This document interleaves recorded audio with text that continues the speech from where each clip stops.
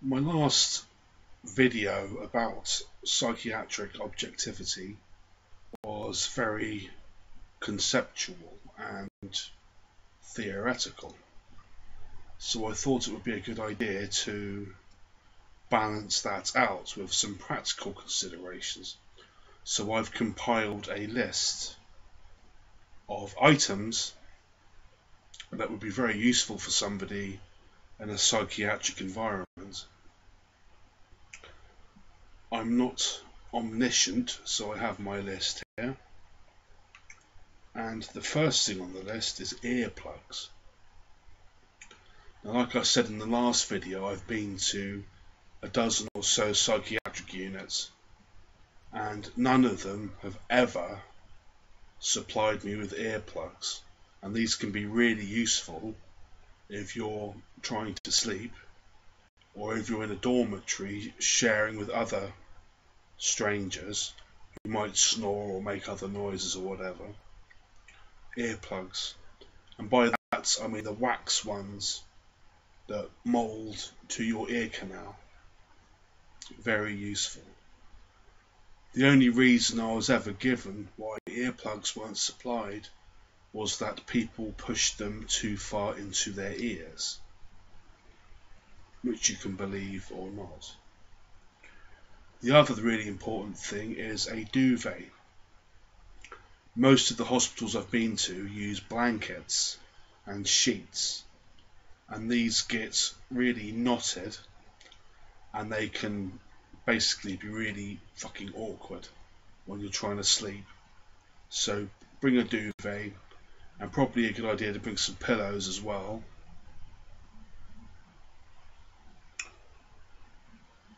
Elasticated pants and sandals. On some of the acute wards, people are not allowed to have what is referred to as ligatures, belts, shoelaces, things that could be used for self-harm. So get some elasticated pants and some sandals or slippers or flip-flops. 3 things together that you will also need are stamps, lined A4 paper, and envelopes. For some odd reason, I've never been able to buy stamps or get hold of stamps in a ward. And I've never been able to get hold of lined A4 paper. Ever. Even in the old days, before the real computer system was used to put people's notes down, the staff would write the psychiatric notes longhand on unlined paper. Really, really important is a laptop that does not have a built-in camera or a built-in microphone. If you have a really old laptop that you're thinking of selling or giving away or getting rid of and free cycle or something, keep it, because of the confidentiality issue within wards where patients' identities are supposed to be more or less kept secret. Because of this, laptops with cameras and laptops with microphones won't be allowed. The same goes for mobile phones. You probably would like to get an old-fashioned second generation mobile phone with no camera or microphone. Alcohol-free mouthwash. You may not believe this, but on one of the wards that I was on years ago, there was obviously a no alcohol policy, but one of the nurses took this to the extreme of not letting me use Listerine, even though I was only taking one mouthful at a time from the Listerine as it was kept in a cupboard. So it might be a good idea to get some alcohol-free mouthwash. Dentyl is a good one. Decent tea and coffee. Now, the NHS are not known for providing proper, decent coffee. They normally have these industrial-sized tins of coffee that are really no good. The other thing I should say is to get hold of some peppermint tea. This is amazing stuff. If you're feeling stressed or the clinical environment's getting too much for you, peppermint tea can really help you to relax. Board games. You may think that board games would be provided on a ward, but quite often you'll find that chess boards or Scrabble boards or Monopoly boards have got pieces missing. The same with jigsaws. I've seen lots and lots of incomplete jigsaw puzzles on wards. Some of the patients take a perverse satisfaction in sabotaging the board games and the jigsaws. So bring your own of those as well. Decent razors to shave with and decent soap. I've been on acute wards back in the days when I used to shave my head regularly, and I had a terrible time with the NHS razors and the NHS soap, and done some not lasting but quite uncomfortable damage to the skin on my scalp. Crayons. Sharp pencils on acute wards are sometimes not allowed because they can be used as a weapon. So you might want to get a packet of Crayola crayons. Also plastic scissors, because although you'll be able to use proper scissors in an occupational therapy environment, in your room you might not be allowed scissors, so you can pick up quite good plastic scissors that can't be used to inflict harm, but they can be used to cut paper. A written list of phone numbers. It's generally just a good idea to have a notebook with phone numbers in it. I mean, I don't need to tell you that really. Business cards with your personal details. One of the really good things about the psychiatric ward is that you get to meet interesting people, interesting contacts that you can continue utilising when you're back into the community, or as I should say, the wider community. And quite often you'll find that a patient will be all of a sudden whisked off to another unit, and will not have enough time to write down their details 1,000 times for all their new friends and associates that they may have made. And also, if you just have a scrap of paper with your name and address on it and all your email details, then it's quite likely to get lost or misplaced. So print off your details and laminate them for other patients to use.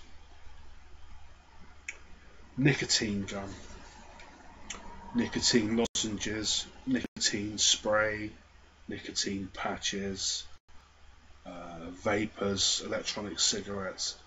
A lot of the wards have set smoking times, and it can be a real nightmare when you're trying to sleep and you can't get a cigarette. And it's quite difficult to hide smoking in your room. It's quite difficult to smuggle tobacco around sometimes. So get some gum or some patches or whatever, or a vapor. The gum and the lozenges might be put on your script, your medical card, your doctor's prescription log,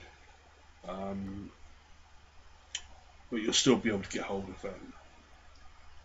Books. Most of the wards I've been to did not have a very good book collection. And remember that some books will not be allowed. books that have extreme religious or political viewpoints are sometimes taken away. Relaxation scripts is another thing. Just go on Google and type in relaxation script and you'll find hundreds of different monologues or sometimes dialogues that are used in a mindfulness setting to help people relax. There are hundreds of these. Aspirin is another thing. Paracetamol is the general pain relief item that's available on the wards, and the nurses can prescribe the nurses can't prescribe it. The nurses can give you paracetamol without needing to consult a doctor, but for some reason they never have aspirin.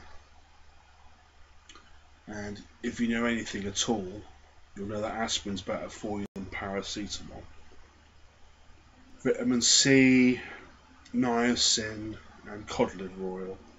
Vitamin C is good for you if you smoke. Niacin or B3 vitamin is good for you if you have schizophrenia, and cod liver oil is very good if used long term. And these can be put into the clinical room, put on your script, your prescription log, and given to you as part of your daily medication regime. All the doctor has to do is sign it in.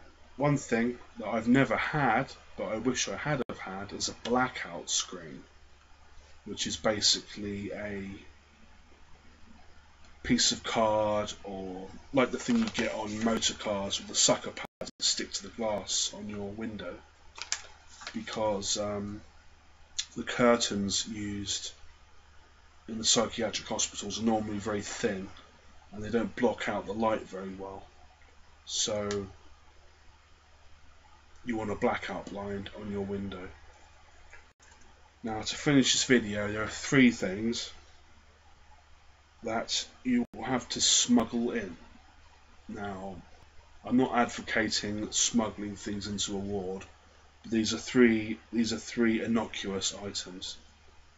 One is Rennies, or indigestion heartburn relief tablets, because although the nurses can prescribe milk of magnesia without a doctor's permission, they are only allowed to give you a pathetically small amount.